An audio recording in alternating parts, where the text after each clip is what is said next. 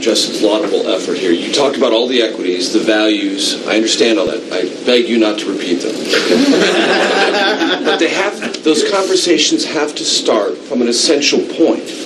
And what Justin's getting at, what I like to ask you is, does this administration believe it is a good idea, within the values and equities you describe, to have a backdoor to encryption to benefit governments in pursuit of terrorist suspects or terrorist plots? Yes or no? I'm not in a position at this point, Major, to go beyond sort of the essential values that I laid out earlier, because I think acknowledging those two values is the starting point for any conversation that anybody in the administration, including the president, has on this issue.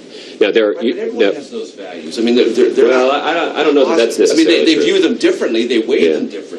Yeah. I don't like President Putin, for example. Well, no. I mean, but he's not going to be a part of those conversations. I mean, among those people who are probably not, because he doesn't share those values. Right. So you understand what I'm saying? I do. Everyone who will be around this table or on the phone calls or whatever weighs those differently, but understands them.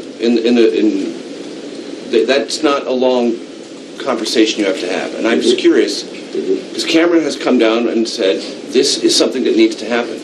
Not only in a general, but in a very specific way. The British government would like access, if it believes it's necessary, here to encrypted email, a backdoor, some sort of mechanism. Can you say anything about whether you think that's a good idea or a worthy policy pursuit?